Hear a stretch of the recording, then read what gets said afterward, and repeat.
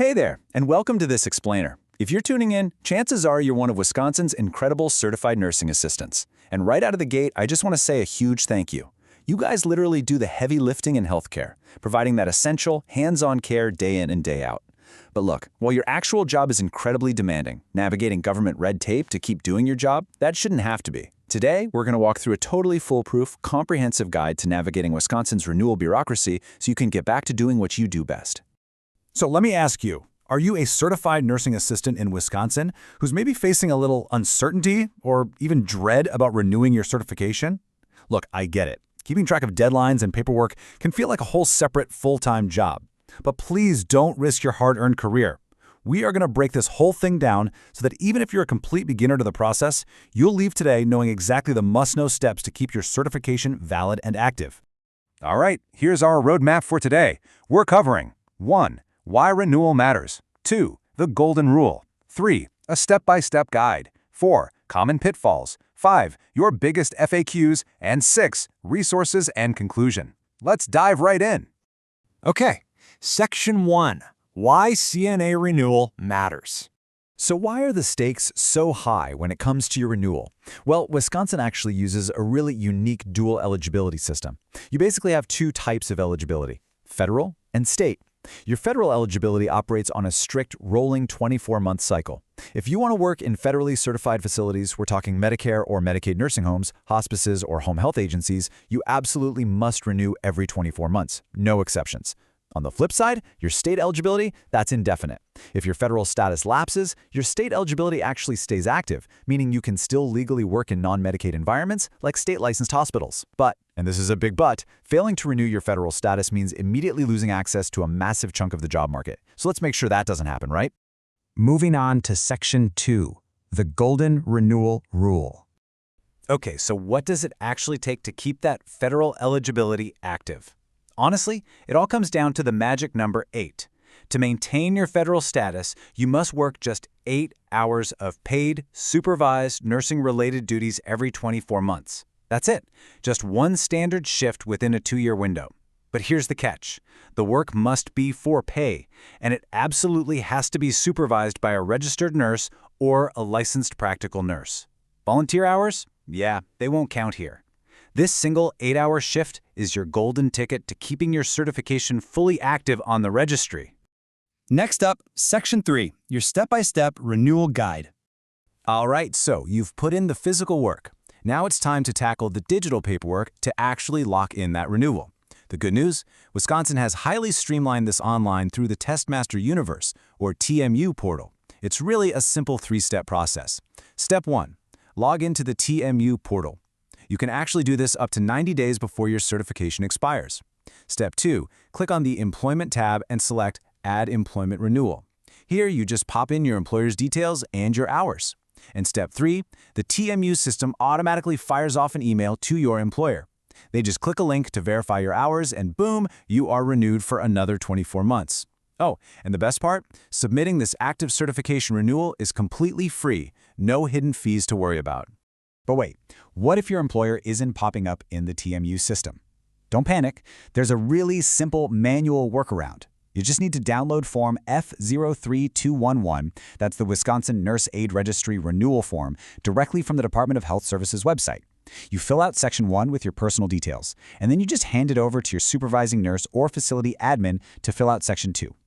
Once that's done, you fax or email the whole thing to the Division of Quality Assurance.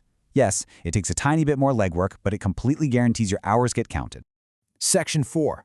Avoiding common renewal pitfalls. Let's talk about the trapdoors. When you're navigating bureaucracy, it is super easy to make a wrong turn.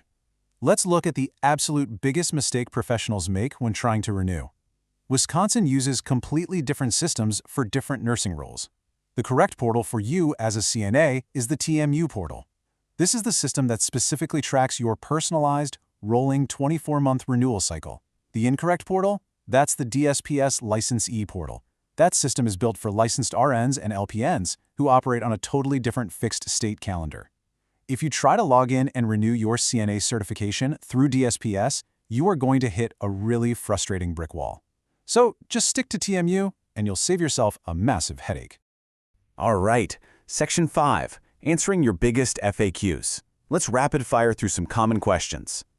We've combed through all the state data to clear up the biggest obstacles you might run into. Imagine this scenario for a second.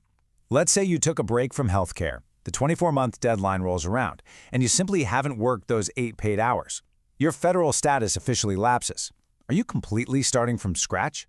Well, breathe easy, because Wisconsin is actually quite forgiving here. If your federal eligibility lapses, you do not need to sit through that grueling 120-hour training program all over again. You simply need to retest. You'll log into TMU, pay the exam fees, which usually run around $137 to $143 depending on the format you choose, and then you just have to pass both the knowledge and the clinical skills tests again. You get 3 attempts within 1 single year to pass. Now, if you fail 3 times, then yes, you have to retrain. But for the vast majority of returning CNAs, simply passing the test gets you right back to active status. Okay, next question. What if you're a healthcare professional relocating from another state? How do you bring your hard-earned skills to Wisconsin? Wisconsin handles this through a process known as reciprocity. You're going to submit Form 9110WY right inside that same TMU portal we've been talking about. You'll need to upload proof of your original training, a U.S. government photo ID, and your Social Security card. But hey, pay really close attention to this next detail. Wisconsin specifically requires at least 75 hours of initial training. If you're coming from a state that has a shorter training program, you can't just transfer over immediately. You'll actually need to submit an extra form proving you've worked enough hours as a CNA on the job to make up that difference. Once they verify and approve everything, you're placed directly onto the Wisconsin registry. We're almost there. Section 6, Final Tips and Resources. I want to make absolutely sure you have the ultimate safety net, so you leave this explainer fully equipped to tackle your renewal today. If you ever hit a wall or just get confused, the Wisconsin Nurse Aid Registry Hotline is an incredibly helpful resource. Jot this down. That number is 888-401-0465. And of course, the portal where the magic happens is wi.tmutest.com. Honestly, my biggest piece of advice for you: log into TMU right now, today, and just make sure your email and cell phone number are up to date. If they are, the system will automatically shoot you a notification 60 days before you expire. It literally does the remembering for you. Now, before we wrap up, I do need to give you a quick but really important disclaimer. The information we provided in this explainer is accurate based on the state guidelines as of August 2026. However, state regulations, fees, and procedures can and absolutely do change over time. It is always your best bet to verify the most current details directly through the official Wisconsin Department of Health Services and the TMU portal itself. You protect our most vulnerable every single day. So, are you ready to take these simple steps to protect your own hard-earned career?